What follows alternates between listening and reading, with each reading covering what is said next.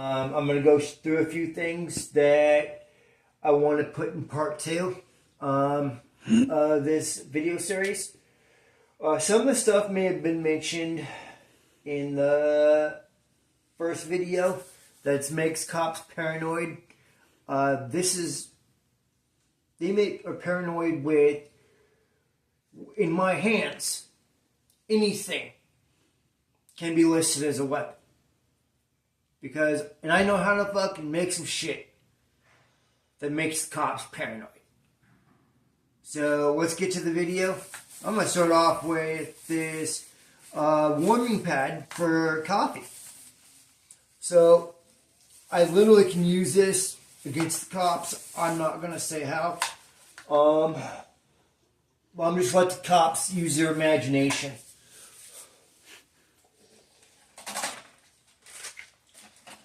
This is one of my favorite play toys. This is a tinge unit that I got from my doctor's office. And I can use this to go up against the cops. Now, again, I'm going to let the cops use their imagination. Since they like to fucking mess with people, I'm going to mess with them right fucking back. Here's some copper. And there's a whole bunch of different types of copper in here. I could use it for legal purposes to make shit, or illegal purposes. If I really want to toy with the cop, I can.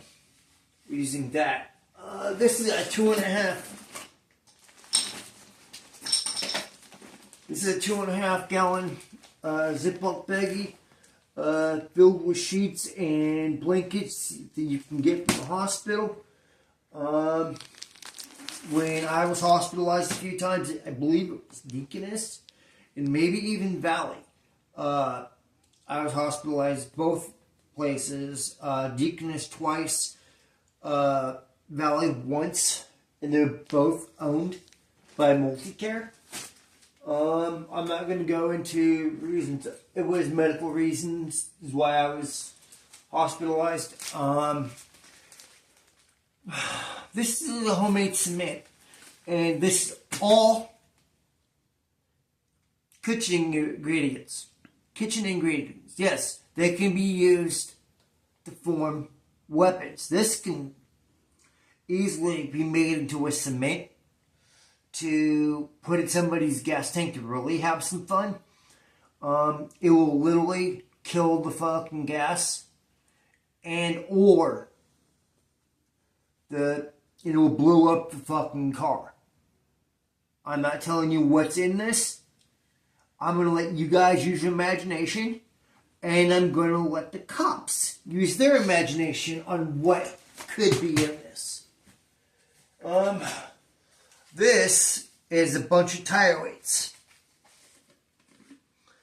Totally full.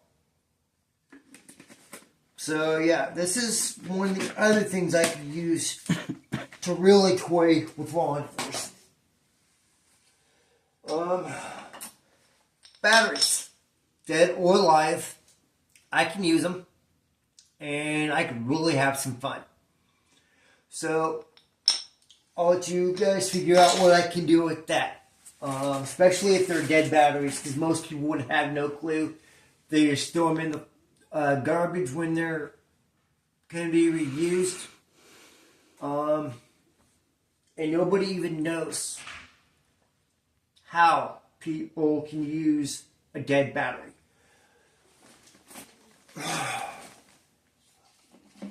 These are some of my favorite types of trip wires, things like that I can use.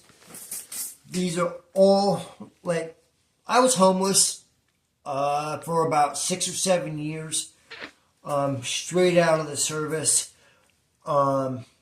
And so I literally would use this stuff to my advantage to make booby traps or whatever. These are some of the most fun things I can use for booby traps. I'm going to also, this, most people wouldn't even realize, can be used as a weapon. a commercial plug with a bunch of copper wiring in it. I'll let you guys use imagination on how I can use that. So also I found the bunch of weights and stuff and sanding devices in my large tin can. Now, I believe that's a tin can, number 10, I think. I don't remember, but yeah. You can always make sure you have plenty of zip-up baggies before you go and you decide to go have some fun and going against law enforcement. Make sure you have zip-up baggies. Make sure you wipe your fingerprints off, or you use gloves to handle that stuff. So it's make sure you have some way to remove fingerprints from the device or whatever. So before you can go against the cops, make sure. And when you do it, take the device out, wipe it, and then fucking put on some gloves, then fucking handle it. That's what I would recommend to keep the cops off your ass. So that's a tad bit of some extra stuff that I didn't put in part 1. But so again, this is going out to code 112. Again, code 112. I'm not telling you who the code is for or anything about the code. Again, love you, honey. Code 112. Talk to you soon.